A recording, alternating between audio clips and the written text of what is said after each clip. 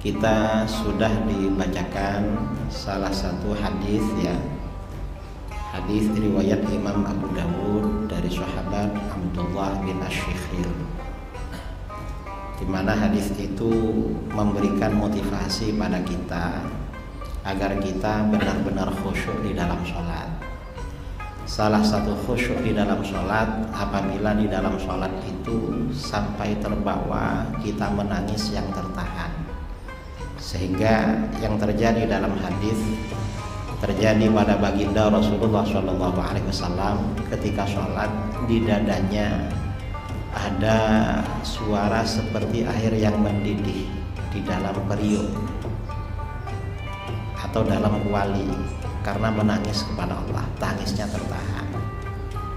Kalau orang sekarang ini sholat itu ya hanya sholat aja, kebanyakan suratus sholat, yang banyak itu sholat itu hanya suratus sholat, gambarannya sholat, tapi pikirannya kemana-mana orang sekarang. Orangnya menghadap kiblat di masjid, ada yang pikirannya di pasar, ada yang pikirannya di kebun, entah pikirannya di warung, di bank, di mana-mana. Itu namanya sholatnya tidak khusyuk, dan kita memang perlu memperbaiki sholat kita. Nah, tadi tema yang akan kita bicarakan pada pagi kali ini adalah ciri-ciri aliran sesat dan cara menghindarinya. Nah, ciri-ciri aliran sesat kalau secara garis besar pada masa sekarang, kalau kita ingin tahu ciri-ciri aliran sesat, pertama kita harus tahu aliran yang benar. Kalau sudah tahu jalan yang benar, nanti gampang ciri-ciri jalan yang tidak benar. Nah, aliran yang benar itu yang kita yakini adalah Ahlus Sunnah wal Jamaah. Siapa Ahlus Sunnah wal Jamaah? Ahlus Sunnah pada masa sekarang itu mayoritas umat Islam, di mana dalam kehidupan beragama mengikuti pola bermazhab, sistem bermazhab. Di dalam fikih mengikuti salah satu mazhab yang empat, yaitu Hanafi, Maliki, Syafi'i, Hambali. Kalau keluar dari mazhab empat ini, kata Hadratus Syekh Hasyim Asy'ari, pada masa sekarang berarti ahli bid'ah. Kalau di dalam fikih keluar dari mazhab empat ini, siapa yang keluar dari mazhab empat pada masa sekarang ini di dalam fikih? Di dunia Islam ini, di luar mazhab empat di dalam fikih yang sekarang masih berkembang, ada mazhab Syiah Imamiyah di Iran, itu jelas aliran sesat. Kemudian ada mazhab Ibadiyah, ada aliran Ibadiyah ya di sebagian negara Arab seperti di Bahrain atau di Oman. Oman itu kerajaan Ibadi yang beberapa waktu yang lalu rajanya meninggal, Sultan Qaboos. Ibadiyah ini aliran sesat. Termasuk lagi yang bertahan sekarang ini aliran Syiah Zaidiyah di Yaman, itu juga aliran sesat. Di dalam fikih keluar dari mazhab arba'ah. Termasuk yang sesat adalah kelompok yang tidak bermazhab, kelompok anti mazhab, dan ini di Sumatera ramai. Mengapa? Karena kelompok anti mazhab di Jawa imam-imamnya dari Sumatera,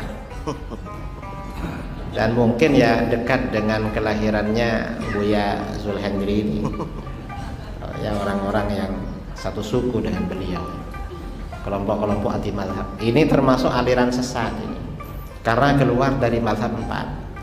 Nah, di dalam akidah mazhabnya mengikuti mazhab Asy'ariyah Maturidiyah. Kita di Indonesia ini yang Asy'ariyah. Kalau keluar dari Asy'ariyah Maturidiyah berarti aliran sesat. Siapa yang keluar dari Asy'ariyah Maturidiyah pada masa sekarang? Di dunia Islam ini mayoritas umat Islam akidahnya Asy'ariyah Maturidiyah.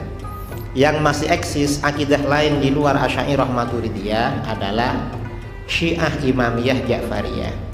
Itu termasuk aliran sesatnya, pusatnya di Iran dan di Beirut di Lebanon. Kemudian ada Syiah Ismailiyah atau Durus, itu bukan hanya sesat tapi dianggap kafir oleh para ulama. Kemudian Syiah Zaidiyah di Yaman. Kemudian Ibadiyah yang masuk bagian atau cabang dari golongan Khawarij, itu sesat. Kemudian golongan Wahabi, Salafi Wahabi, dan ini ramai di Pekanbaru, di Riau, ya, di Kampar, di mana-mana ini punya radio, punya macam-macam, di lembaganya besar-besar itu. Ini juga termasuk aliran sesat. Ini aliran Wahabi. Kemudian dulu ada namanya Hizbut Tahrir, itu aliran sesat. Mas sekarang sudah gak ada setelah dibubarkan oleh pemerintah tahun 2017.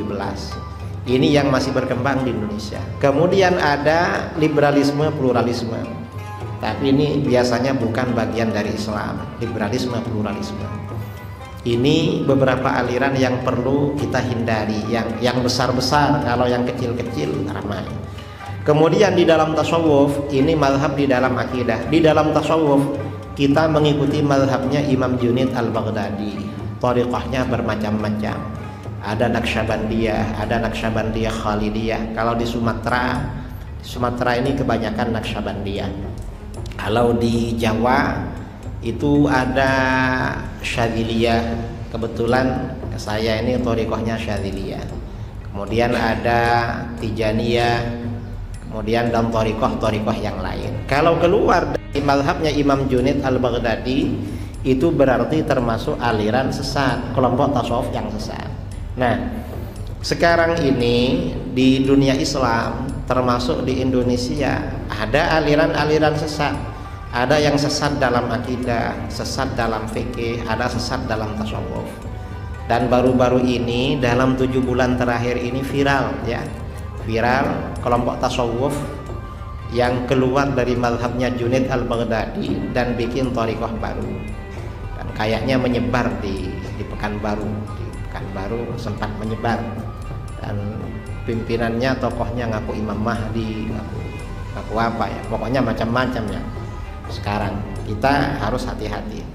Nah, ini aliran sesat.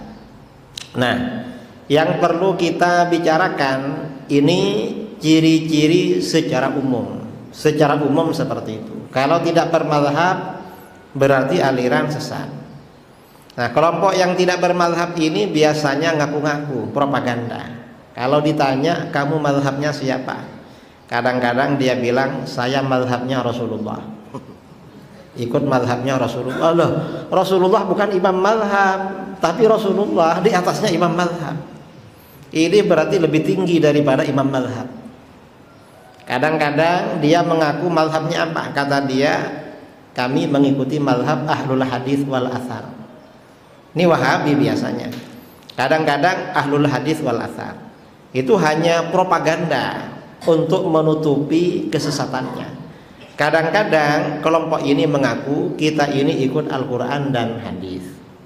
Nah, ini berarti tidak bermazhab. Kalau seperti itu berarti tidak bermazhab. Kita harus hati-hati. Itu termasuk tanda-tanda aliran sesat.